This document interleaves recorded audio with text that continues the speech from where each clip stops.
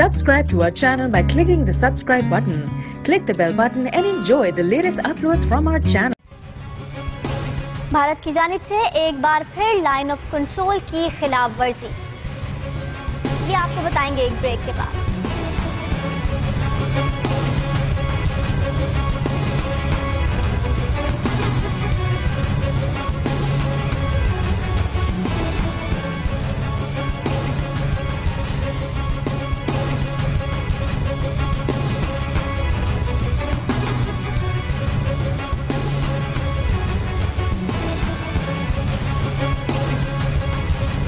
जी जनाब, एक बार फिर आपको खुशामदीद कहते हैं और बात करते हैं भारत पर एक बार फिर जंगी जुनून सवार हो गया। जी हाँ, लाइन ऑफ कंट्रोल की भारत की जानिब से एक बार फिर खिलाफ वर्जी की गई है और ISPR के मुताबिक भारतीय फौज ने लाइन ऑफ कंट्रोल के रावला कोट और राग चिकरी के मुकाम पर शहरी आबादी को भारी हथियारों और मार्टर गोलों से निशाना बनाया और फायरिंग से खातून समेत 2 मकामी शहरी जाँ बहक जबकि एक शहरी जख्मी हुआ। बयान में कहा गया कि भारतीय फोर्सेस ने पाक फौज की पेट्रोलिंग टीम पर भी फायरिंग की, जिससे नायब सूबेदार नदीम शहीद जबकि 3 फौजी एहलकार शदीद जख्मी हो गए हैं। और ISPR का ये भी कहना था कि पाक फौज ने भारतीय फायरिंग का मुंह तोड़ और भरपूर जवाब दिया, जिससे भारतीय फौजियों को जानी और माली नुकसान हुआ। पाक फौज ने इन भारतीय सरहदी पोस्ट को निशाना बनाया जहाँ से फायरिंग की गई। इस वक्त डिफेंस एनालिस्ट नईम खालिद लोधी साहब हमारे साथ मौजूद हैं, उनसे मजीद बात करेंगे। नईम साहब, किस तरह से देख रहे हैं लाइन ऑफ कंट्रोल पर भारत की खिलाफ वर्जियाँ जो कि हर गुजरते दिन के साथ बढ़ती ही जा रही हैं? बहुत शुक्रिया जी। अस्सलाम वालेकुम। पहली बात यह कि हमें हर चीज़ जो भी कोई ऐसा वाक़या पेश है उसके मुहर्रिकात ज़रूर देखना चाहिए कि भारत को कोई ना कोई तकलीफ तो है और वो तकलीफ भी कोई बहुत बड़ी है जिसकी वजह से ये आए दिन ये खिलाफ वर्जियाँ करता रहता है। और वो आप और हम जानते हैं वो तकलीफ क्या है। वो तकलीफ जो वहाँ की इंतफादा तहरीक है कश्मीर के अंदर, वो उनसे काबू में नहीं आ रही और उनको समझ नहीं आ रहा कि वो क्या करें।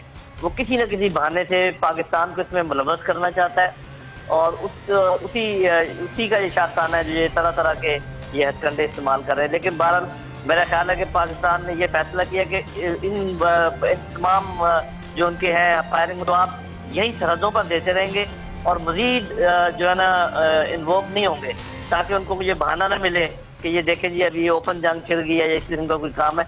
कल आपने देखा कि जो नेशनल सिक्योरिटी कमेटी की मीटिंग थी उसमें भी इस बात पे गौर फिक्र किया गया और मैं बरमला इस बात को थोड़ा सा अप्रिशिएट करूँगा कि जब से ये वज़ीर आज़म आए हैं आपने देखा कि जब भी कोई मामला दरपेश आता है तो वो मुशावरत के अमल को बहुत तरजीह देते हैं। ये एक अच्छी बात है। और उसी कमेटी में आपने देखा होगा फैसला किया गया कि किसी भी जारियत का मुंह तोड़ जवाब दिया जाएगा। और 2 और बातें जो उसमें बड़ी अहम हुई मेरा ख्याल, एक तो उन्होंने कहा कि हम अफगानिस्तान का जो भी पीस प्रोसेस है उसमें हम शामिल रहेंगे और तीसरा जो आर्मी चीफ अब जा रहे हैं अफगानिस्तान का दौरा कर रहे हैं और रूस का दौरा करेंगे, उसके बारे में मुशावरत हुई। तो मेरा ख्याल में जो CPEC है और जो कश्मीर की इंतफादा तहरीक है और पाकिस्तान को जो ओपनिंग मिल रही है चाइना में, रशिया में, अफगानिस्तान वाले बात करने पर तैयार है, ये सारी चीजें हजम नहीं हो रही बेचारे भारत को और ये सारा उसी का मसला है जो जिसका वो इजहार करते रहते हैं। लेकिन 2003 का जो मुआहदा हुआ था उसका तो कभी भी भारत ने अमल नहीं किया। हमने देखा नाइंसाफ और मुस्तकिल खिलाफ वर्जियाँ करता रहता है, लेकिन जब बात इन पर की जाती है और उनका मकरू चेहरा इनको दिखाया जाता है तो उनसे हजम भी नहीं होती है बात और मुसलसल बस इल्जामात पर इल्जामात ही लगाए जाते हैं। जी, ये असल में बहुत अच्छे तक तो ये रहा ना मामला कि उसकी बात सुनी जाती रही और हमारी बात कम सुनी गई। ये होता रहा है पिछले हफ्ते तक 15 दिन से। लेकिन अभी आपने देखा थोड़ी सी हवा तब्दील हो रही है दुनिया की। जब से वज़ीर आज़म ने जाके वहाँ 2 टोक बात की है, उसके बाद मलिया लोधी ने उसको फॉलो अप किया है और हमारे कुछ लोगों ने बातचीत की है। तो आप देखें कि बात करने का फायदा कितना होता है। यहाँ तक कि उनके जो डिफेंस सेक्रेटरी हैं मैटिस, उन्होंने भी बयान दे दिया और भी उनके जो थिंक टैंक है उन्होंने कहना शुरू कर दिया जी भारत जो है कार्रवाइयाँ कर रहा है पाकिस्तान के अंदर। तो अभी दुनिया का बयानिया ऐसा तब्दील होगा। आज झूठ को आखिर आप कब तक छुपाएंगे? तो आप देखिएगा कि ये भारत के तेवर करीब जो है इनको सीधा करने के सारे इंतजाम जो हो रहे हैं अल्लाह के फजल से। उसके लिए नईम साहब पाकिस्तान को भी अपना बयानिया जो है बड़ा क्लियर रखना पड़ेगा। अच्छा, कल जो नेशनल सिक्योरिटी का इजलास हुआ है उसके बारे में भी आपसे बात करना चाह रहे हैं। वजीर दिफा खुर्रम दस्तगीर साहब अहम इजलास में नहीं मौजूद थे, वो लंदन में मौजूद थे। आप नहीं समझते कि बड़ी ही गैर जिम्मेदारी का उन्होंने मुजाहरा किया है? तो कौमी मामलात की जब बात हो तो कौमी मामलात को तो पसे पुश्त नहीं डाला जाता। उनकी एब्सेंस को कैसे देखते हैं इस इजलास से? हाँ जी, वैसे तो इस किस्म के अहम इजलास में किसी भी को एक्शन नहीं होना चाहिए, और क्योंकि ये ज्यादा आप देखें जब कौमी सलामती के अमूर सामने हो तो उससे ज्यादा हम क्या चीज हो सकती है। अगर आपको कोई भी चीज है आप उसको कैंसिल कीजिए, अगर आपका चाहे निजी है चाहे सरकारी बात है। जब आप हमेशा कह सकते हैं कि हमारा नेशनल सिक्योरिटी कमेटी का इजलास हो रहा है, पूरी दुनिया समझती है इस बात को कि जब नेशनल सिक्योरिटी पे कोई इजलास हो तो बाकी हर चीज जो है वो पसे पुश डाल दी जाती है, चाहे किसी की खरीद दरियाफ्त करनी हो चाहे कुछ भी हो। तो मैं समझता हूँ कि ये मुनासिब कदम नहीं था।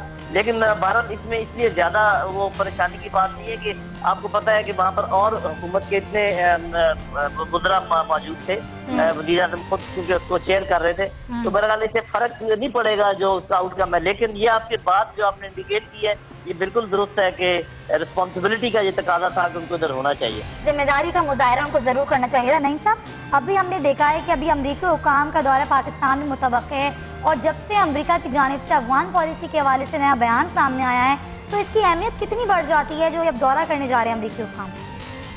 जी, दौरा बहुत अहम है, लेकिन उससे पहले आपने देखा कि अमेरिका अपने पैंतरे कैसे बदलता है।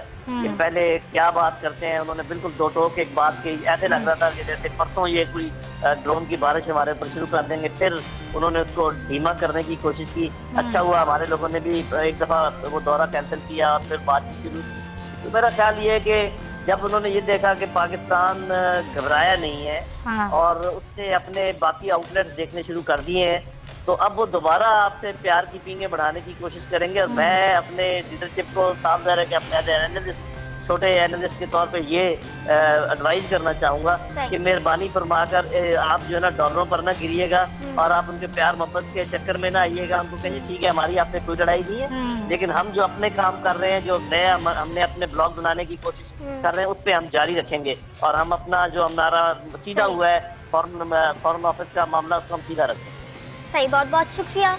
हमारे साथ मौजूद थे दिफाई तज्जियाकार और बड़ी ही अच्छी तरह नईम साहब ने इन तमाम तर मौज़ूआत पर सुमैया रोशनी डाली। एक ब्रेक की जानिब हमें बढ़ना है, एक ब्रेक के बाद जब आएंगे तो कुछ बात करेंगे। पाकिस्तान तहरीक इंसाफ मुतनाज़ बयान देने पर ख्वाजा आसिफ पर बरहम, ये आपको बताएंगे लेकिन एक ब्रेक के बाद।